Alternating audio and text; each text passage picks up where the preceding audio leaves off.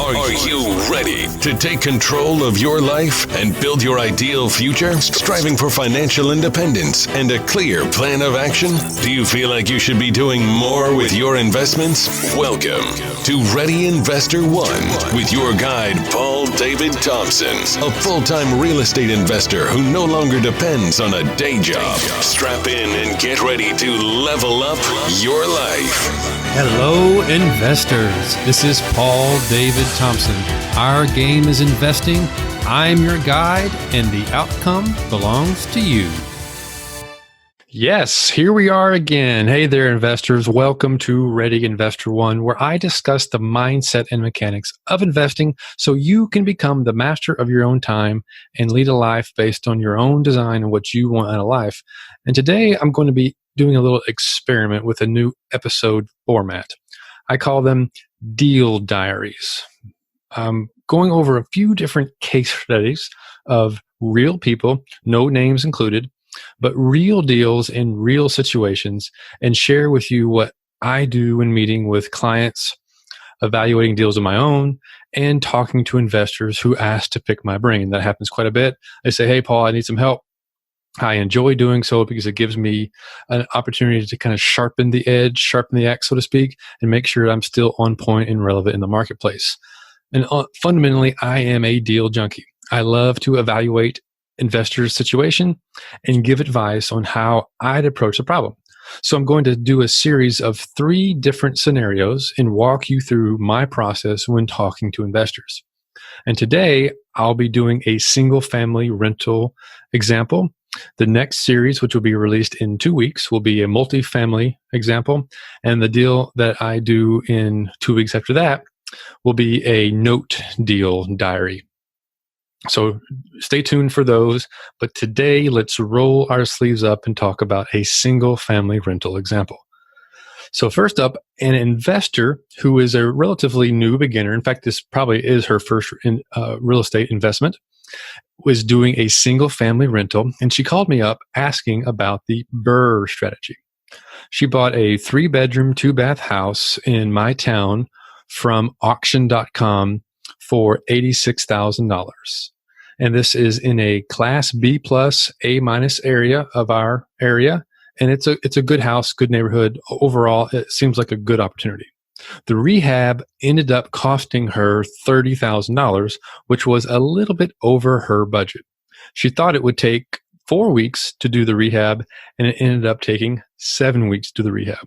So not a big surprise that a rehab went over budget and took longer than expected. I relate, haven't we all been there before? She calls me up asking about the nuances of the BRRRR strategy.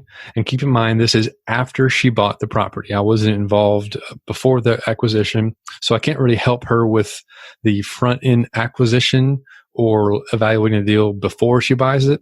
But in this case, she'd already bought it, and I wanted to help her figure out what her situation is.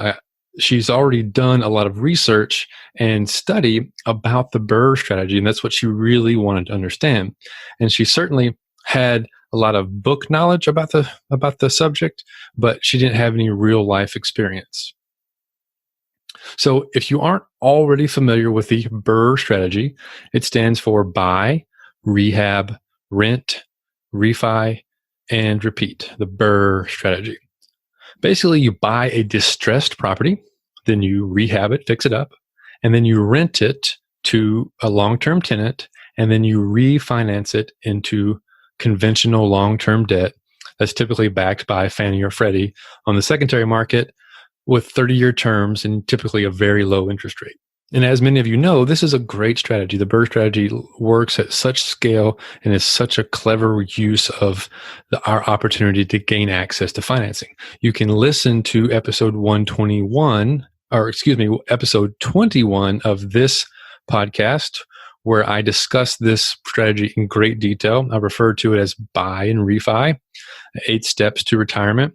And on this episode of 121, I'm using the BRRRR strategy as an example during doing a deal diary. If you want to know the details of the BRRRR strategy, from my perspective, episode 21 from probably about a year and a half ago by now is out there for you to listen to. Or you can watch a YouTube video on the topic for more details on that technique. The great benefit of the BRRRR strategy, if done perfectly, is you leave very little or even zero money in the deal after the refinance. And this, of course, was the intent of the investor that called me. But her rehab went a little more than she expected. In fact, I think it went several $1,000s more than she expected. And the ARV may not be high enough for her to do this deal and get all of her money back out. She didn't share with me how she bought the property, or if it was a loan or it was all her cash or from a HELOC, I'm not really sure. But she did say that her rehab was funded by her cash. So let's just assume, for the sake of argument, that she has an $86,000 HELOC on this property. And if it's borrowed money, then she'll want to refi it out sooner than later to keep from paying that higher interest rate. As of our conversation, she had already spoken to her mortgage broker, and the appraiser was scheduled to go out the following week to do the appraisal.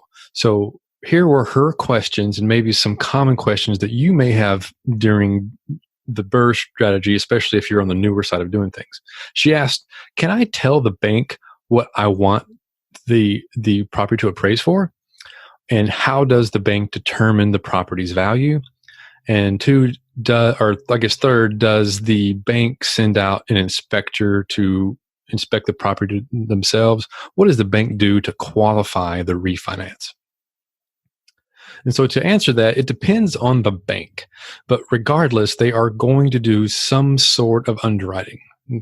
Whether they do it internally, whether they send inspectors, whether they just rely on the appraisal, really depends on the individual bank.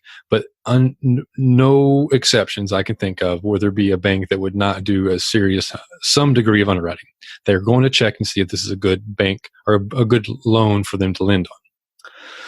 So most banks will require a formal appraiser from a third-party appraiser. The appraiser is selected by the bank and not by you.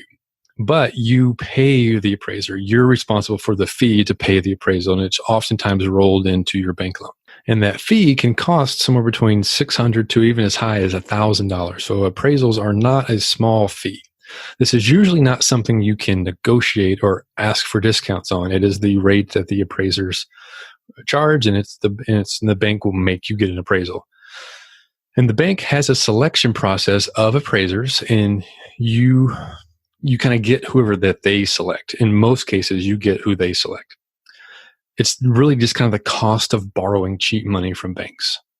Now, usually banks do not send their own inspector to walk through the property, especially when we're talking about a refinance on a 30-year fixed note from Fannie or Freddie that's backed by Fannie and Freddie.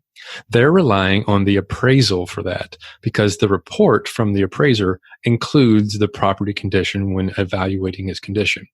However, I have had local commercial bank officers drive by properties that I was asking to get a refi on, and I've even had them request to see inside the property before they would give me the loan. That's not common, but I have run into that, so beware. Now, I'm familiar with this area, so I did a personal comp on it using a tool that I use called My REI Pro. It's a subscription service that I have, and it does a variety of things. And one of the functions is that I like is it's good at running comps. But you could use Zillow and public data and be able to determine a comp yourself for properties that you run. And I've talked about that in separate episodes. I like the way that this particular tool works. It just makes it really easy and fast on me. And in this case, when I ran the comps, I think that this property is worth about $130,000. She was hoping it was going to be worth $165,000. And after really looking around at the neighborhood and previous sales prices, I just couldn't find any evidence that that was a viable sales price. It was just overinflated. I don't see where she'd be able to get that kind of appraisal. And I told her for sure, you can tell the bank and even the appraiser what you're hoping to get within reason. And then a lot of appraisers will look for evidence to back up what you're looking for. But in this case, I just don't see any way that $165,000 was going to be possible for this investor. So this is interesting when it comes to appraisers. They all have their own personalities and temperaments. And I've had some appraisers who wouldn't discuss value at all. They would absolutely refuse to discuss value with me in any way until the report was complete. All they would do is talk about the logistics of gaining access to the property, and then they would do their report. While I've had others who straight out ask me, hey, so, in this case, what are you looking for in this property? And then I say, well, I'm looking for about this number. And they'll say, okay, well, I'll see what we can do. That might work. And what they're doing when they say, okay, I'll see what I can do, is they know that what their target is. And then they're going to look for relevant comps nearby that could potentially back that up.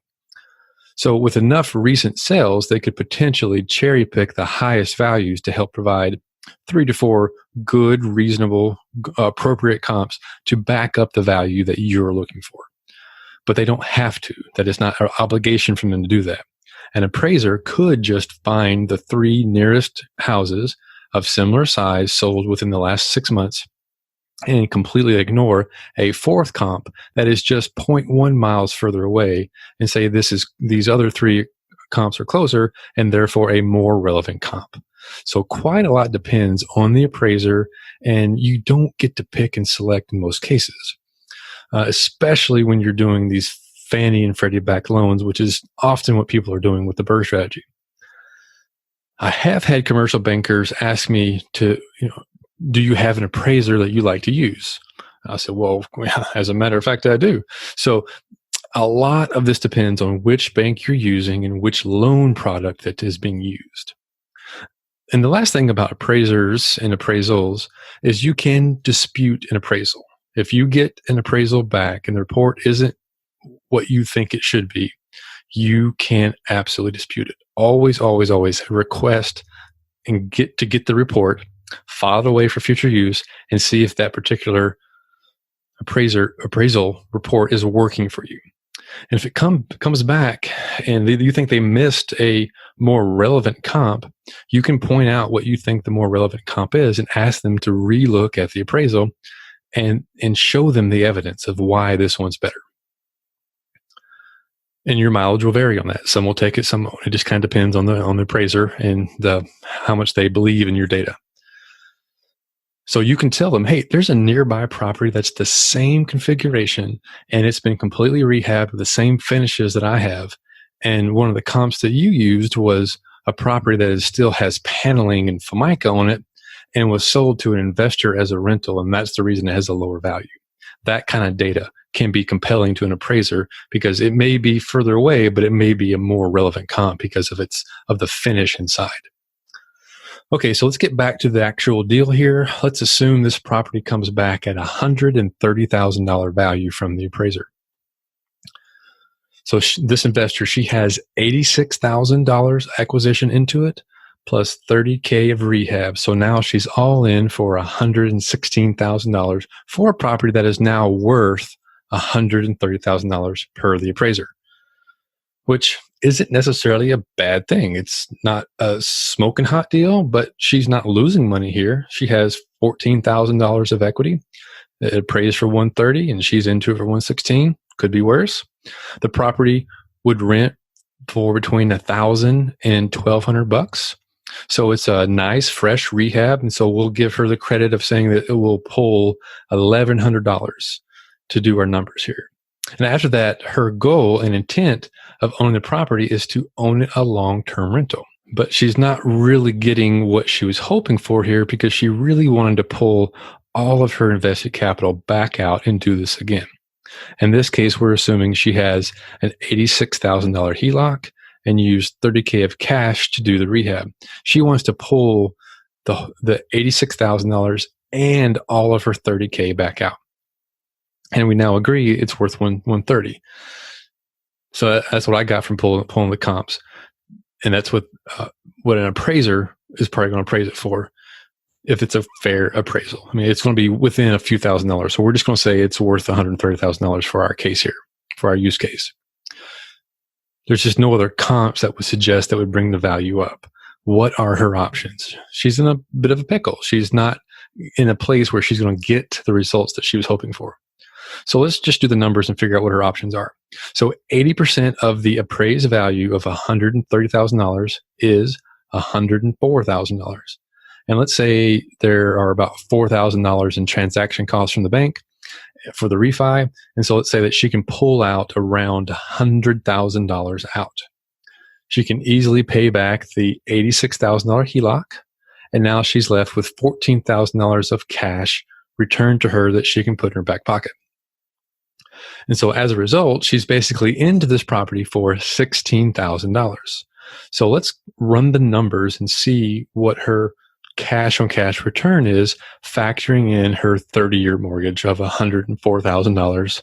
And let's just say at 5% interest, which is probably a little high in today's market, but I like to kind of run my numbers a bit high just to give her a benefit of the doubt. She'll still yield $102 a month in free cash flow. So I just did a mortgage calculator, both based on those terms, and her payments would be $558. And so less the income of $1,100, she would net $102 per month. So basically what I'm doing there is I'm taking 102 times 12 to get her annual income of $1,224. And then I'm dividing that into her invested capital of $16,000. That would yield her a 7.6% return on her money. But I think cash on cash alone can be somewhat deceiving. For example, if you put $1 into an investment and then you earned $2 back. So you bought a property for $100,000 and you borrowed $99,999 and you put $1 into it. And after all was said and done that year, you earned $2 back. Then you earned a 200% return on your money, but you just borrowed $99,999 to get a $2 return. Not a very good strategy, but the cash on cash return alone looks like you got a 200% return on your money. So I also like to look at the underlying performance of the house completely separate from financing. So in this case, she bought the house for $116,000 and we reasonably expect it to earn $1,100 a month in rent.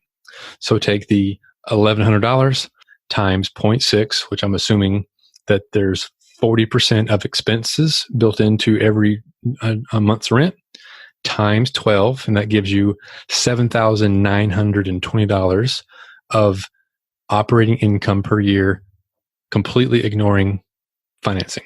That's what you call the net operating income. Then you divide that into the amount of capital it took to acquire and fix up the property to get the rent to be $1,100 a month. That turns out to be about a 6.8% cap rate. So that's what the property operates if you bought it in all cash. I always like to start there, looking at the cap rate of a property when looking at the merits of a deal and the viability of an investment.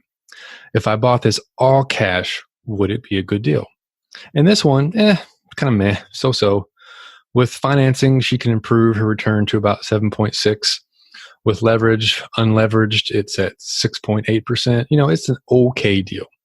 So not really a huge improvement, but she got a little bit from using leverage, another percentage point almost of extra return. But you can also remember here that she's buying it below market value. So it's worth $130 and she's effectively buying it for $116,000.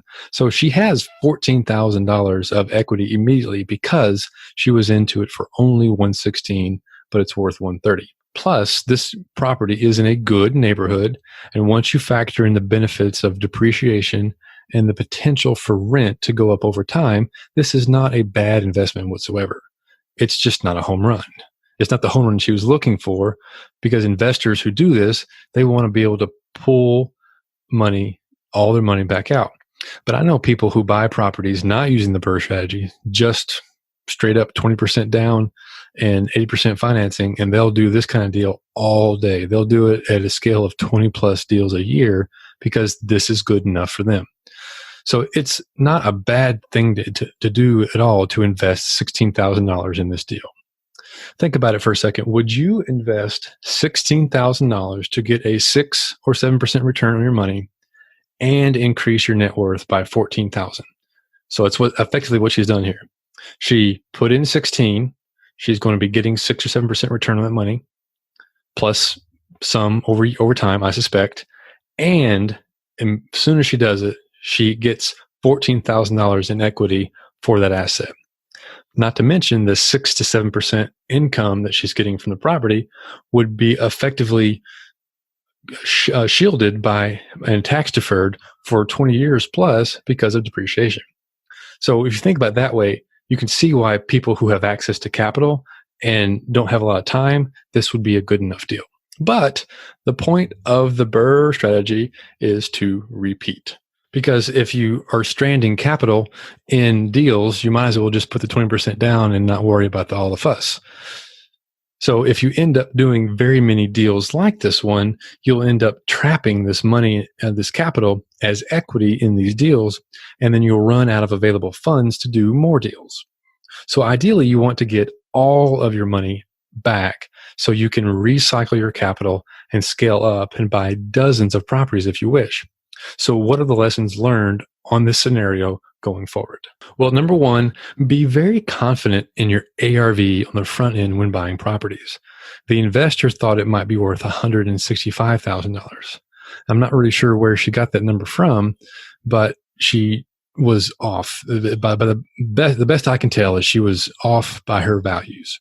So I would suggest always get a realtor to do a CMA for you, a comparative market analysis, or better yet, a BPO, which is usually a paid service of somewhere between $100 and $120, called a broker's price opinion, where they factor in the condition of the property and what the rehab would be. And ultimately, you could even hire an appraiser to do an appraisal for you, spend $600 to $1,000 just to be confident that you are buying the property at a value that makes sense for you. And then second, get a more detailed rehab estimate on the front end. Probably the most common issue with investors is underestimating the rehab cost. I've done it a number of times myself. I always add 20% to whatever number I think that it is because I know there's always surprises. And then I always double or even triple the timeline that I think it could be done in. So it's going to take longer and cost more than you think. In almost every case, until you get to be extremely seasoned, you need to factor in some buffer zone for yourself as a newbie. And third, be very confident in the rent rate.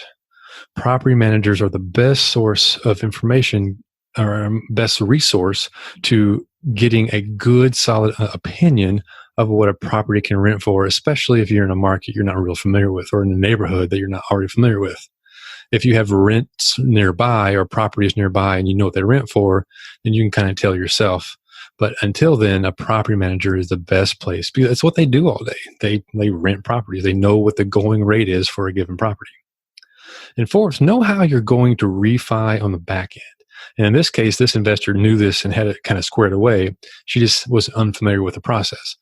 Having a mortgage broker in your pocket that knows exactly what you're doing is extremely helpful so you're not surprised at the end of the process and then not able to refi at all. You definitely want to kind of line up your mortgage broker and explain to them what you're doing and make sure they have their heads around the situation. And lastly, have cash reserves. And that's ultimately what is going to save this investor. She's going to be just fine because she has cash reserves. What if this investor had borrowed the entire $116,000 and didn't have any cash to fall back on? She'd be up a creek without a paddle. Fortunately, this is not the case for this particular investor. She simply has stranded capital of about $16,000 after the refi, and she's not in desperation mode trying to raise an extra $16,000 to pay off the first loan that would have been for $116,000 when she basically miscalculated and is only going to get $100,000 back from the refi. And I really can't stress that enough when you go into real estate investing. Having cash and capital reserves for these deals is just imperative because you can get upside down so quickly with these rehabs and get in over your head if you're trying to thread the needle too narrowly. You need a margin of error because there's a lot of factors at play that you don't always have control over, and having those capital reserves or access to capital reserves to kind of break glass in case of emergency is going to help how you prepare yourself. And so this is the kind of discussions that I like to have, what I'm coining the deal diaries. This is what we have in the mastermind group on a weekly basis. And we do it in quite a bit more detail with real deals using actual paperwork, and we really roll our sleeves up and figure things out. And we do this with real investors. And so I'm also starting a community membership group where I'll be hosting monthly live Q&As, and I'll be doing deal case studies just like this, where we break down deals, develop business strategy, and roll up our sleeves to create kind of a specific action plan for the community members so they can grow their portfolio and improve their business. So if that is of interest to you, you can learn more about that by texting the word investor to the number 33777. Or if you've already done that and you're on the investors list, look out for a questionnaire that I'll be sending to you, because I'm going to be asking the community some questions about the membership. I'm going to be asking you what your opinion is on this idea that I have. What do you think would be the most helpful? Basically, I'm looking to crowdsource advice, get your advice on what would be most helpful for you. Until then, thank you for sharing this time with me as you lead a life completely of your own design and connect to those who are closest to you. Thank you for listening to today's show. This episode is ended, but your future is waiting. Get started right now. Head over to www.pauldavidthompson.com to access all links and resources mentioned in today's show, as well as special bonus content Paul creates exclusively for you, podcast listener. That's www.pauldavidthompson.com.